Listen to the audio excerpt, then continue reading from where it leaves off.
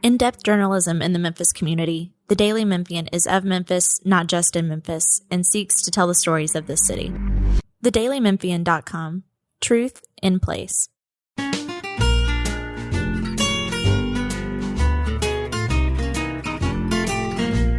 Hello and welcome to Sound Bites. I'm your host from the Daily Memphian, Holly Whitfield. I am here with Deni Reilly, co-owner of the Majestic Grill and Cocozza Italian Kitchen. How are you, Deni? I'm good. It's so great to see you. This week we're going to talk about the imminent opening of Cocozza's second location. We're also going to talk about your first restaurant, the Majestic downtown. But please know, everyone listening, Sound Bites is the Daily Memphian's food, drink, and dining podcast. We have a new episode almost every week. Tune in on WYXR Radio on Thursdays at 11. You can listen on iTunes or Spotify. If it's easier, you can also just go to dailymemphian.com, find the podcast, and listen there. If you are listening right now on WYXR, next up you can hear the Sidebar Arts and Culture podcast with our Daily Memphian CEO, Eric Barnes. So stay tuned for that. But let's get started with Cocozza's East Memphis location that's opening soon or soonish. Deni, thank you again for being here. I'm happy to be here. Thanks for having me, Holly. I'm just going to let you introduce yourself to the people. Where are you from? How did you get here? Tell us about yourself. Sure. I've now lived in Memphis longer than anywhere else, so I do consider myself a Memphian. Absolutely. You are. But I hail from New Jersey originally, which is where the roots of Cocozza come from. I moved here in 98 after working in Philadelphia, and I moved here with the DoubleTree Promise merger. So I'm a hotel girl, so I've always been in hospitality. I didn't know that about you. Yeah, Fun facts. I left that to go work for the Blues Foundation. So I worked in music for a while. That's actually how Patrick and I met. Okay. He moved here. He had restaurants in Orlando. He's, bounced around. He's originally from Ireland, worked in Michelin stars in London, was in New York for a while, Chicago, ended up in Orlando. Sold his restaurants in Orlando. Henry Justowitz asked him to open the Gibson Lounge and the Gibson Factory, which was this great music venue that had this great food and beverage program. And that's how we met. We met a blues musician friend of mine that was playing there one night and introduced us. So more fun facts. I didn't know this about you and Patrick. This is really fun. That's how we met. I was working with the Blues Foundation at the time, and we met there, and then I ended up working for Destination King, which is now Leo Events. Yes. So again, back into sort of the hospitality event side of it, and worked for them for a while. And then Patrick left Gibson, and we got asked about the Majestic space, which was Gordon Biersch back in the day. Okay, what is that? Gordon Biersch. It's still around, not in Memphis, but it was a brewery. Okay. And there's one in DC, there's one in Vegas, and their lease was coming up. And we were approached by the landlords to see if we were interested in taking over the space. Well, the Majestic Grill downtown is it's kind of a one-of-a-kind place in Memphis. The atmosphere is incredible. And you and Patrick have owned that, and you opened, you said, in May 2006. I did ask you that ahead of time. Thank you. But I thought that was so fun because I moved here in the fall of 2005. And I just feel like the Majestic has always been a part of the Memphis dining scene for me. So I definitely want to talk about Cocozza. We're going to talk about what a red sauce joint is in terms of Italian food. But if people are new or people just haven't heard it in a while, tell us a little bit more about what it's like to go to the Majestic restaurant. Sure. We are housed, we're on Main Street, one block north of the Orpheum, and we are housed in a beautiful Beaux Arts old silent picture house that was built in 1913. So the building's over 100 years old. And it's got soaring ceilings. We actually have a movie screen in the back that plays on rotation old silent pictures and classic movies, so that adds to the atmosphere. We like to say it's sort of a nod to the glory days of silent films. Sure, yeah. And it's a massive, huge, beautiful space. It's 2 stories. We have private rooms all over the place. And the food that we serve, we like to say it's classic American fare. Hand-cut 25-day age steaks. Steak's underrated at the Majestic, in my opinion, by the way. It is excellent. I love our steaks, and it's a deal for what you're getting, really.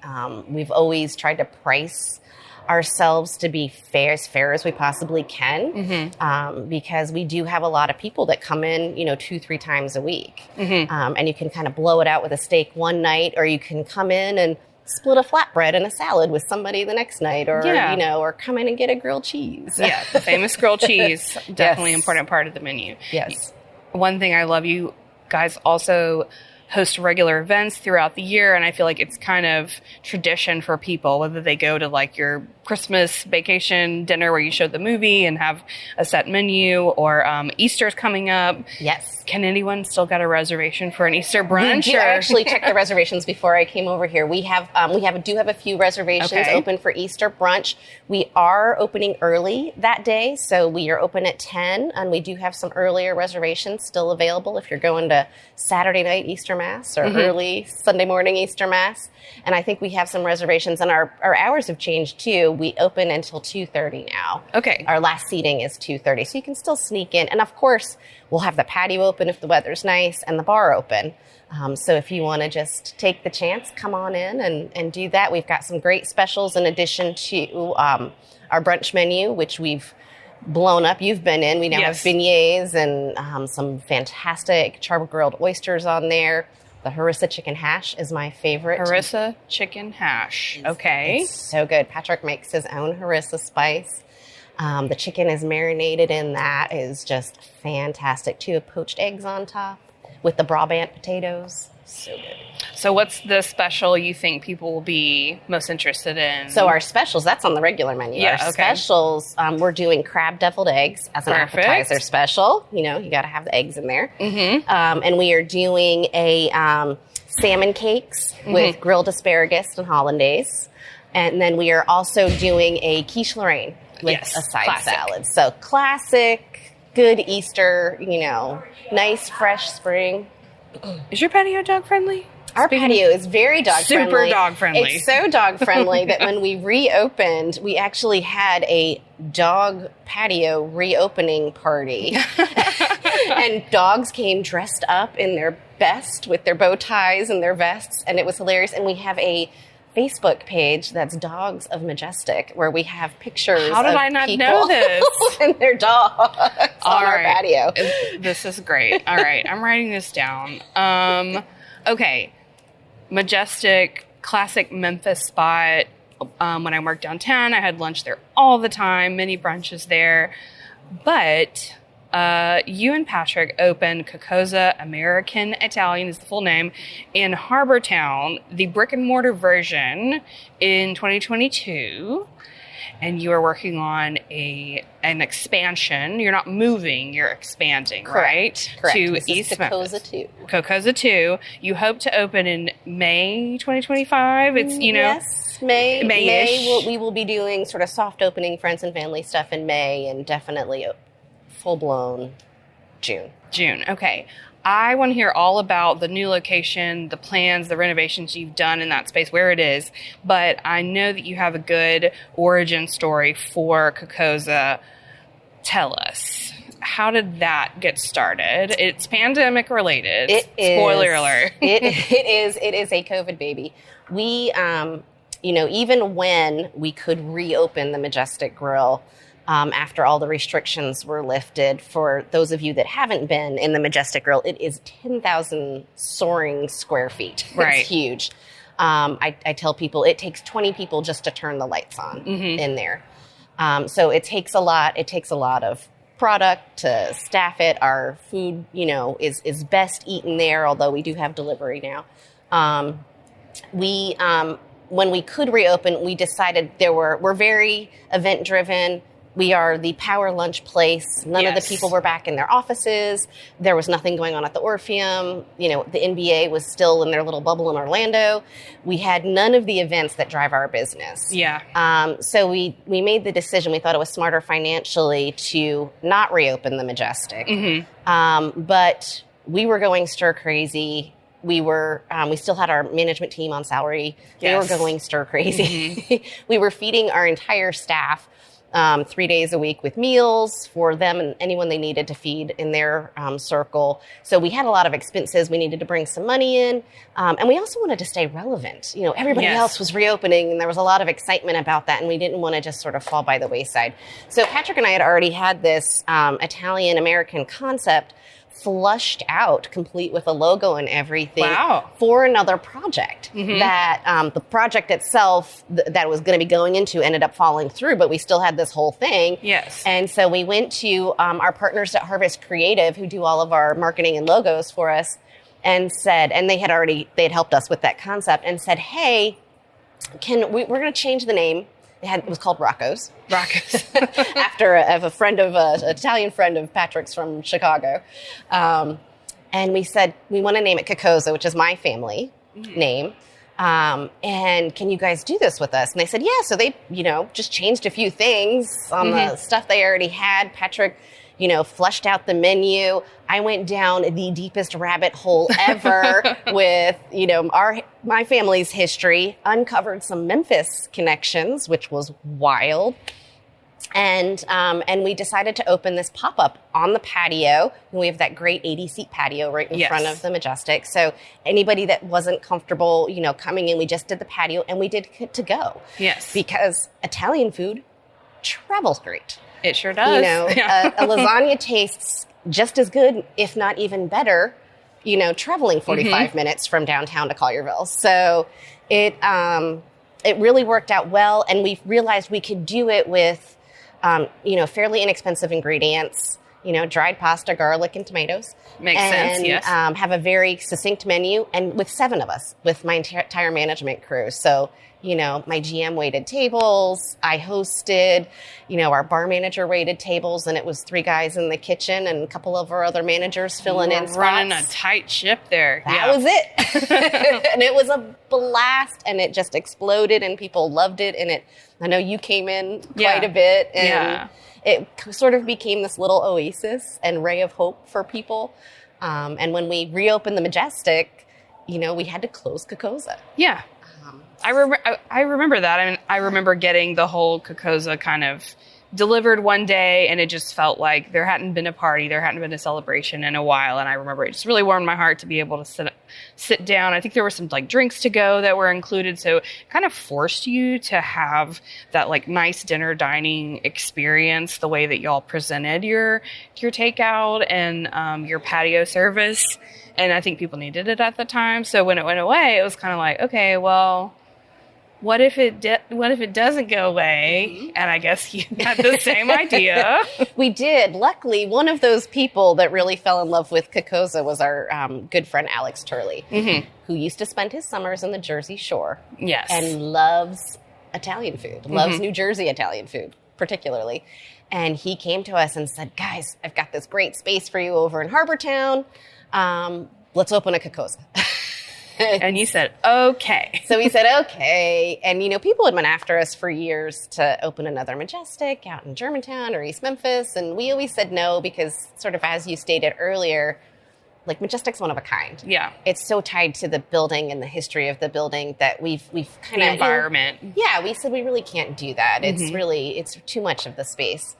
So this was, after, I think it was 16 and a half years at that point, we were opening our second restaurant, which was kind of wild. Okay, so you mentioned New Jersey Italian food. I threw out the term red sauce joint. Help us break it down. One thing I've found is that when people say Italian food, they probably mean Olive Garden type fare. Nothing wrong with that. Just some lasagna, some chicken parmesan. But it can mean a lot of different things. And if you actually go to Italy, you're probably not going to get that. So tell us what the menu is about at Cocozza. So at the, there's a lot of great Italian restaurants in Memphis. Yes. First of all, and hats off to them. We eat at all those restaurants all the time too, but a lot of them are regional Italian restaurants. Yes. Where, they're focused on Tuscan food, or they're focused on, the food over on, the East Coast of Italy. We are focused on the food that was influenced by the 15 million immigrants that came over from the late 1800s to the early 1900s. Most of those people were poor immigrants coming from southern Italy. So Sicily, Napoli, those areas. That's where, my Italian ancestors all came from. They were cooking with, used to cooking with tomatoes and, dried pastas and everything. So they brought that culture with them to mostly the East Coast. Yes. Some of them went off to the West Coast. Those from wine country did. And that's how we ended up with our wine country. And so when they moved to the States, they were living in, the tenements in Brooklyn and, Manhattan, all the way up to Rhode Island and in New Jersey. And they cooked with what they could find around them. Again, it was tomatoes, garlic, dried pasta, that kind of a thing. And that is what created American Italian food. Right. Was from there. And so that's what I grew up eating, all of the Italian restaurants in New Jersey, central New Jersey, Chambersburg, which is a neighborhood in Trenton. We'd go into Chambersburg, go into the Burg, as we called it. and Grandma was in there, picking up babies and holding babies. And it was chicken Parmesan, and it was, meatballs and, meatballs and red sauce and chicken piccata and marsala. And everything was always served with, big portions with a side of pasta in the red sauce, which we recreate at Cocozza. But everything's handmade, everything's really good ingredients, very family friendly, easy on the wallet. Yeah. Casual. But good. Yeah. Casual, but good. And so that worked out in Harbortown, downtown, and now you're opening East. Tell me everything that's going on. Where's the East Memphis location? Where Cocozza going to be? How's it going over there? We've covered a lot in the Daily Memphian recently, whether it's the Behind the Headlines recent episode or Jennifer Chandler's story a few weeks ago about the challenges of opening a restaurant, which you and Patrick are both quoted in, talking about your experience. So we know that there's a lot of challenges. How's it going right now? When can we go there? Soon. I came from there. It has been a whirlwind of activity the past 2 weeks. So it's always, whenever you're building anything, it always seems like nothing's happening. And then all of a sudden, like the last few weeks, it's like panic race to the finish line. All coming together at the same time. So we're doing that. So, when we looked at what we wanted to do, we talked about the Majestic being so massive and so huge. We really wanted to go in the opposite direction. And we really feel, one, takeaway to go is not going anywhere. People have busy lives. If it's a family and there's two incomes, both parents are working, the kids are involved in 8 million things, you're picking up to go food still. From the pandemic, everybody was picking up to go. That's not receding. That is not going anywhere. But we feel that people really still want to have that emotional connection to dining in a restaurant, even if they're getting to go from there every once in a while. And so Patrick calls it this micro restaurant concept, where it's this, smaller, more compact version that's sort of easier to run, doesn't quite take as much effort. It's not a big operation. Not a huge operation, but just more manageable. And that's really our business model for Cocozza. We don't have 18 vodkas. Yeah. So our inventory is smaller. We don't have, we have 10 wines. Yes. 5 red and 5 white. There you go. And it's and they're all great and they're all very intentional, but it's very simple, and when you come in, majority of our liquor that we can have is from Italy or from American Italian, like our local friends at Old Dominic. We do have Patty's Irish whiskey because gotta have it. Yes, Patrick. It's required. And obviously we have a bourbon from Kentucky. But it's just one of those, and so it's very intentional, very very specific, but very easy to run, very easy to replicate, which brings us to our second location. We wanted to very much look at creating something that isn't necessarily a chain, but that we could have sort of a owner-operator structure with, where we can open multiple locations. Right. We looked at a whole bunch of different locations when we were looking for the second location. I can only imagine how hard it was to pick. It was crazy. Actually, I mean, I think in the end it was really simple to pick. Okay. Because in its core, at its heart, Cocozza is a neighborhood restaurant. Yes. So it has to have all of these elements to meet that. You know, in Harbor Town, people walk. Yes. They ride their golf carts. We have kids in the neighborhood that ride their bikes and have mom or dad's credit card and come in for a bowl of pasta with their buddies. It's very much that environment, and we love that. And we wanted that for the second Cocozza. So when we were looking at some other spaces, none of those sort of ticked the box. They might have been cheaper to open. They might have needed less work. They might have been a cash cow, but they just really didn't fit what we're trying to do. But this Yates space has a huge walkable neighborhood right next to it. The space itself, it's the former Buckley's Lunchbox. Prior to that, part of it was a Garibaldi's walk-up pizza pickup spot. Okay. But at its core, at its soul there, that space was originally in the 70s and 80s, I think into the 90s a little bit, was a 7-Eleven. 7-Eleven. I was going to ask you about this.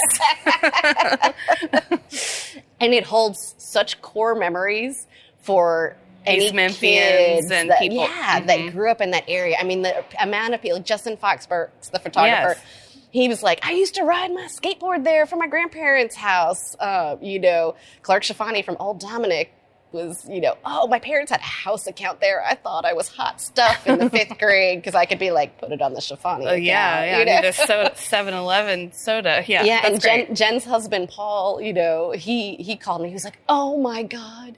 He said, we used to go there every day after school. Our friend Josh Pogue, he and Shay Flynn, his grandmother, used to take him there every day after school, to the point where it was his grandmother's favorite part of the day. And they buried her on the other side of the wall in Memorial Gardens so she could continue to watch over them as they went to the 7-Eleven. Yes. So some very deep roots in this new location. Deep emotions. So we wanted to be part of that.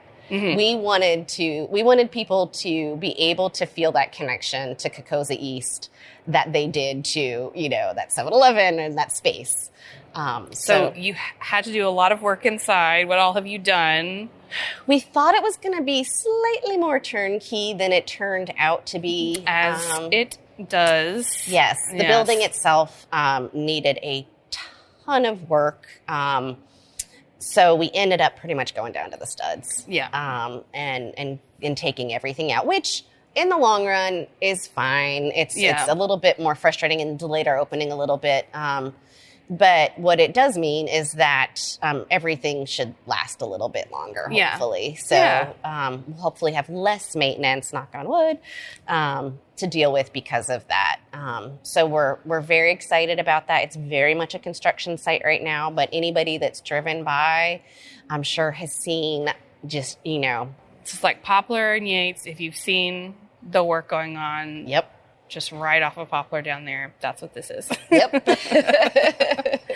Is the menu going to be the same as the Harbor Town menu for the most part? It is. We do specials on the regular especially since a lot of people do come in multiple times a week just to keep it fresh. But the menu at its heart, even that we've tweaked it, as we've come up with some different ways to do things, is going to be pretty much the same. Great. People love it. We've changed our pork Milanese lately. Okay. Oh, if you haven't had it, it's so good. So it's still the crispy pork. And then it used to have marinated cherry tomatoes over it, marinated in olive oil and garlic. And those were kind of spread out on top of it cold. And then it had like a Saba balsamic on top of it. And it was delicious and we loved it. But we kind of were looking at some different things. In our travels, we've had some different things. And Patrick came up with this dish that is just amazing. There's the lemon aioli on top of, just lightly spread on top of the pork. A slice of pancetta. Okay. Yes. On top of that. Yes. So pork two ways. Uh-huh. This is Memphis. And then on top of that sits this very lightly dressed arugula salad with some cherry tomatoes on it, and then that drizzle of that saba again. And the cold and the hot and the pork and the pancetta. Oh my gosh, it is a lot of flavors. So good and so yummy. Well, you were kind enough today while we were recording in Crosstown to bring Natalie, producer Natalie, and I a little sample of a new dessert that you're working on for Cocozza's locations. It's a flan. Yes. And it's beautiful. And I took a picture of it. I'll include at dailymemphian.com. There's always a little story to go along with the podcast. You can also just listen to Sound Bites episodes right there, hitting the play button on the website. So look at the picture, but tell us about the dish you brought for us to try today that Natalie has already sampled, and she's giving 2 thumbs up and a heart sign, and fireworks are coming out of her eyes. It's amazing. What have we got here? So this is our amaretto flan.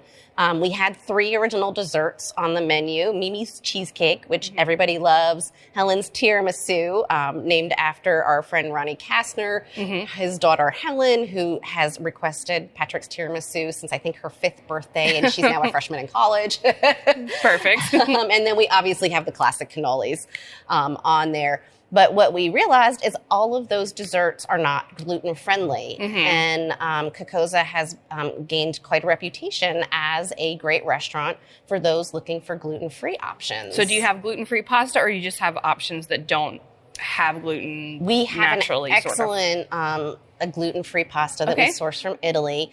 We keep a separate water bath, which is very important. Patrick's sister, one of his sisters actually is celiac. So we are very well aware of that, both at the Majestic in Cocozza. We train our staff to that. So we have a separate water bath for the pasta, and then we can also make any of our piccatas and the marsala sauces without using the flour. Yeah. So it's just the sauce itself is just a little bit less thick, but still is delicious. Yes. And so now you needed a dessert that was also gluten-free. Exactly. So back to the amaretto flan. So Patrick worked on a couple of different things. You know, the staff more than happily taste tested. They're like, we'll go in this dessert lab, no problem. And Patrick, I'm going to brag a little on my husband. Sure. His custard desserts, just like his creme brulee is my favorite dessert in the whole planet. And his creme brulee is just creme brulee is my favorite, yeah. And the way, I don't know what his magic secret sauce is, but like his ability to make caramel desserts is just, and it's just second to none. It's so good. So this amaretto flan is just so great. You know, people might refer to it as a creme caramel in Spain, and that. So basically, it's an amaretto flavored custard that is cooked, and the caramel kind of collects at the bottom. You flip the cup upside down to serve it, so you get this gorgeous caramel that kind of drizzles down the side of the custard. So you get the sort of burnt sugar kind of flavor with the amaretto custard, and we use Luxardo amaretto in it, which is the only true amaretto out there. And not it is amaretto flavored liqueur. Correct. Actual Correct. amaretto. So it's got this really authentic, just sort of rich taste to it. And I love it, gluten-free or not. Yes. Well, I can't wait to try it here in a minute, but I also wanted to get your opinion. You guys are well traveled. You're from all over the world and all over the country, you and Patrick. And I wanted to ask about Memphis, though, like the best meal you've had out lately. Oh my gosh. The best meal we've had out. Well, I will say this.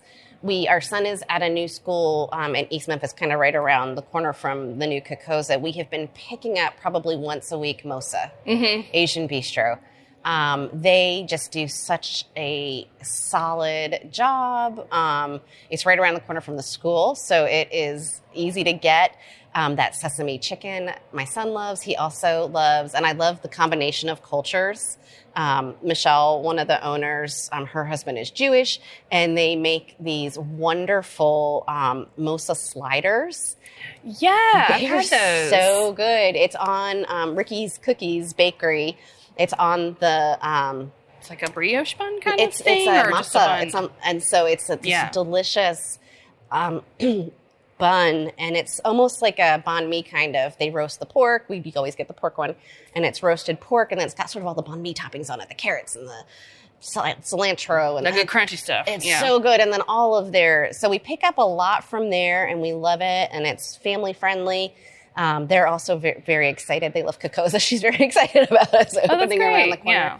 I love their pad thai. Yes. Also, I feel like pad thai costs like $30 or $25 everywhere I go. And I'm like, okay, like that's fine. But at most, it's so good. And it's still like made with great ingredients, but affordable. I don't feel like... Yeah, and you always have some for lunch the next day, too. Exactly. Yeah, no, I agree. We have one. Mosa has been on our frequent rotation lately. We're looking very forward. I popped into Felicia's on Friday as I was coming home from work, and was just went in for a glass of wine and to say hi. We're very much looking forward to her coming back and being part of the neighborhood. So that's Felicia Suzanne's. Downtown, she had a restaurant on Main for many years, and is hopefully opening her new location just down the street. Yes. At any minute. Yes. Yes. We're very much looking forward to that. And as far as, I'm trying to think where we've had... Or where Seamus, your son... Oh, my God. He's now reached the age where we... it's no longer eating off the kids' menu. Right. We were in Dublin this summer, and friends of ours from here met us. They were on the way to the Taylor Swift concert. Perfect. And we went out to this nice restaurant in Dublin, and the two kids were commiserating at the end of the table. They're 12. And they decided to split their entrees, and it was a rack of lamb and the filet. Wow. And, they split it so they could both try it? They could both have it. And the waitress... It's a pro move. Yeah, total pro move. And the waitress looked at us and said, well, not eating off the kids' menu anymore, are we? Long gone are the days of chicken nuggets. So, fun for him. Fun for him. Interesting and fun for you. Happy to see it happening. Yes. Hard on the wallet. I understand. Okay, I wanted to ask you, we have just a minute or two left. We've talked a lot on Soundbites this year about the challenges. Like you and Patrick actually were guests on Soundbites way back in 2021 in April with Jennifer Biggs, and you all had this great conversation, but I was listening to it earlier, and you can really hear in everyone's voices, it was just a really uncertain time. Y'all were getting ready to finally reopen the Majestic, and there were challenges in terms of like what you were allowed to do for capacity, what you were dealing with in terms of staffing, and what you're dealing with in terms of like sourcing and all of that. What are you still dealing with a lot of those challenges? I know obviously the capacity is not necessarily an issue anymore, but what are the challenges you're still dealing with? What are some new challenges that you're facing as restaurant owners in Memphis? Yeah, COVID took a long time to come back from, and I would say we're still recovering. And Memphis is still recovering. I've had this conversation with, our friends over at the tourism, your old pals over there. Yeah. Kevin Kane said to me the other day, he said, Memphis has long COVID. Yeah. And I think, we saw this, and we know that all of our restaurant friends saw this. We were all heading in the right direction. It was a little slower than we thought it would happen once we all reopened. But it was the right direction. And then sort of the bottom fell out of the restaurant industry in Memphis. It's kind of that trifecta. The shooter, Liza, and and then Tyree. We had a lot of hard things. Yeah, we had a lot of hard things happen kind of in a concentrated amount of time, and Memphians sort of went into hiding. And so we all actually had our worst times as restaurant people after that. Our numbers were better when we reopened. Right. So it's taken a long time for that to recover, and there's sort of that crime wave, which, I have personally seen. I live downtown. I've seen it completely recede. The police have been doing a great job. We're back out walking at night, and, and it's gotten a lot better, but it takes a lot time for that perception to turn around. It's the perception, right? Yeah. That takes a lot longer to turn around than the actual solving of the crime problems. So we're sort of in that phase, in the perception phase now. And that's been the single biggest challenge for us. We are back. We've already hired some staff for Cocozza East. We've got people calling us looking for work. Yes. So staffing isn't as much of an issue as it potentially was. We were very lucky when we reopened Majestic. We opened up with 100% returning staff. That's great.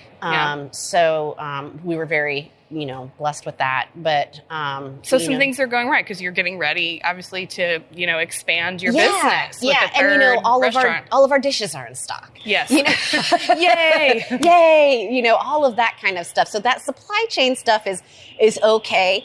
We'll see what happens at midnight.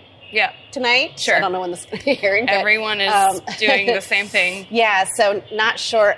Yeah, there may be some new challenges coming on with some economic policies. We'll see how that goes. But so it's going to be a challenge. I mean, honestly, I was just talking to one of my wine importers today. I said, "What do you think?" And she's like, "I don't know. That's the question we're just asking ourselves 20 times a day. Like, it's just so uncertain right now." And uncertainty is not good for anyone, on either side of any side of the aisle. It just doesn't matter. Uncertainty, you can't commit to things. You can't buy things. You can't. I mean, all of our pasta comes from Italy, that we don't make. All of our, we import our tomatoes. We import our wine. We import, all of that. So that is very scary. We import our flour at Majestic is an Italian flour. It's very scary. We're all still trying to recover from PTSD from the pandemic. So I don't know. I just feel like it's kind of like you're almost numb to it at this point. You're just like, you got to stay focused on what you can control and what you can do. Right. And so I'm looking forward to having a new spot in East Memphis. Our office is in East Memphis. And to all, there's lots of people still really passionate about opening new places and trying new things in terms of food and cocktails and drinks. And so, you guys are going to be part of that. Yeah. And we're just going to have to be flexible, in addition to the to-go and the delivery and the sit-down aspect of the restaurant. We also started an office catering program, which, we do a little bit of that at the Majestic, kind of one-off, but it's not a formal program. But at Cocozza, and hats off to outgoing, retiring Alsac CEO Rick Shadiak. He and his wife live down the street from the harbor town, Cocozza. I happened to be hosting one night when we first opened, and he said, "Deni, do you guys do any office catering?" And I said, "We do now, Rick." We do now. Just as of this in, we do. Yes, we do. So we started this whole office catering program, and it's just blossomed. And we really think that'll take off even more in the East Memphis location with all the medical offices out there and all the office buildings out there. So we're going to really put an emphasis on that as well for folks out there as well, because it's dinner, same hours as what is downtown, 4:00 dinner service onward. That was my last question. What are the hours going to be? Yeah, so 7 days a week, which is exciting. 7 days a week, 4 p.m. aperitivo hour, which is a blast, Monday through Friday, 4 to 6. And then we've got dinner service for last seating's about 9 o'clock. So we'll look at that. We'll also entertain. We do a lot of private parties during the day. Yes. If you want to bring 20 people in for lunch, we'll do that as well. And do 3-course luncheon. It's a lot of fun. Happen. Yeah. Well, thank you so much for coming on and giving us so many fun facts and all this Memphis lore about Majestic, Cocozza, Harbor Town, Cocozza, East Memphis, and just the restaurant industry in general. That is all the time we have. Listeners, you can tune in on WYXR Radio every Thursday at 11 a.m. to hear the newest Sound Bites episode. You can listen wherever you get your podcasts. You can subscribe and your phone will tell you when there's a new episode. Like, you can't even stop it. It'll just tell you and then you'll know. So you can do that. You can listen at dailymemphian.com. But thank you again, Deni. Y'all have a good one. Thank you so much, Holly. See you soon.